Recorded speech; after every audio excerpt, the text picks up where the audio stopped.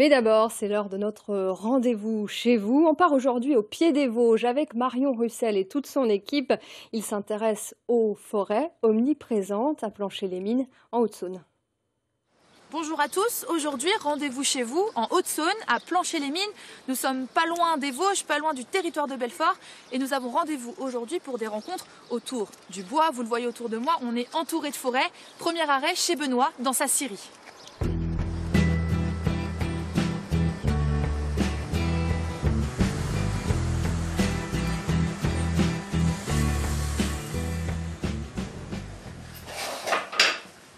Bonjour Benoît. Bonjour. Merci de nous accueillir. Qu'est-ce que vous êtes en train de faire? Je vous interromps. On est en train de faire des caisses pour l'industrie qui brosse à Plancher-les-Mines pour l'emballage en fait. Votre activité en général, qu'est-ce que vous faites ici à Plancher-les-Mines? Un peu tout. On fait justement l'emballage avec le bois de mauvaise qualité. Et, on va jusqu'aux produits finis, lames de terrasse, cabanes de jardin, pour les particuliers ou les collectivités. Une belle planche.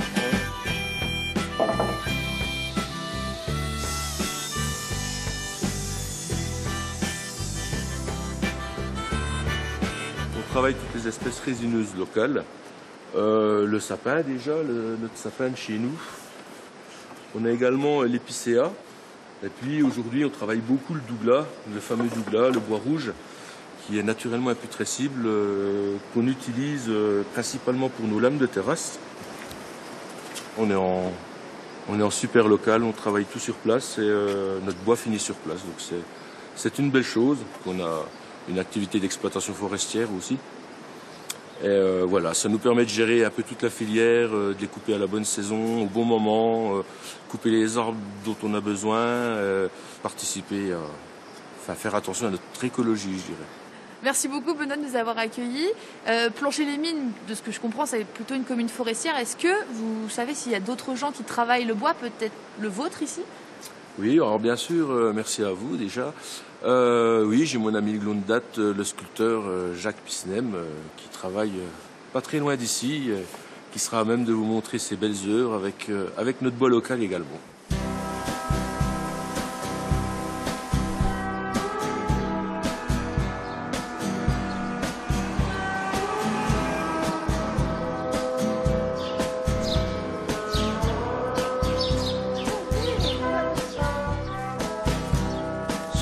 On est arrivé.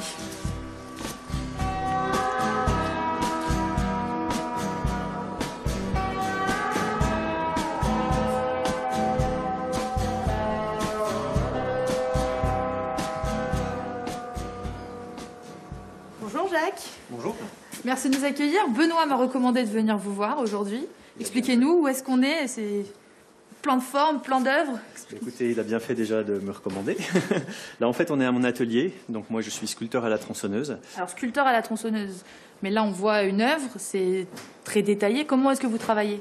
L'outil, en fait, avec beaucoup d'entraînement, permet quand même vraiment de la finesse.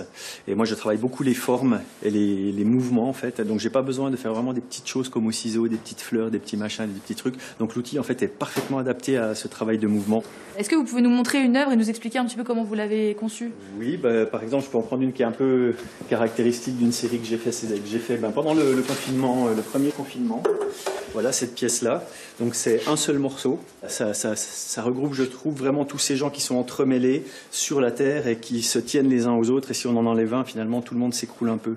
Et que ce soit le noir, le blanc ou le métis ou voilà, c'est vraiment tout un ensemble qui se tient. Et quand on voit là les différences de couleurs, c'est une peinture? Non, c'est dans tous les bois en fait ont une partie juste sous l'écorce qui s'appelle l'aubier. C'est la partie dans laquelle toute la vie de l'arbre se passe. Donc là, c'est cette partie blanche. Là, on retrouve bien donc le périmètre de l'arbre. Ça s'appelle l'aubier. Et à l'intérieur, on retrouve le duramen. C'est du bois qui a été stocké par l'arbre, qui constitue le cœur de l'arbre. Mais la vie de l'arbre, elle se passe pas là. Elle se passe vraiment dans l'aubier, c'est-à-dire les 5 cm sous l'écorce.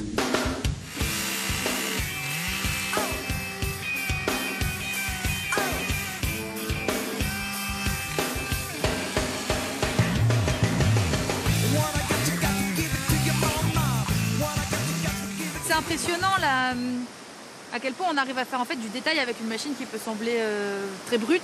Oui, effectivement, ça peut paraître un outil assez brut, mais en fait, on a une bonne prise sur l'outil, donc en fait, au bout, on peut être vraiment très précis. Et une fois qu'on maîtrise les angles, vraiment les angles d'attaque, avec un peu de bras derrière, et ben, on arrive à faire des choses effectivement assez fines.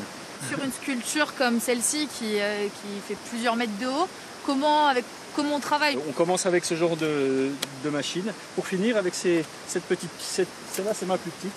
Vous voyez, là, on voit bien la différence. Et entre les deux, j'ai toutes les tailles différentes qui me permettent de faire un travail de plus en plus précis par rapport à ce que je souhaite faire dans la pièce. Merci beaucoup Jacques de nous avoir donné rendez-vous chez vous dans ce cadre magnifique. On comprend pourquoi vous avez décidé de travailler ici. Eh bien, écoutez, je vous remercie d'être venu jusque-là parce qu'on est quand même au fond de la vallée et puis vous êtes intéressé à mon travail. Merci pour votre accueil et quant à nous, on se retrouve très vite pour un nouveau rendez-vous chez vous.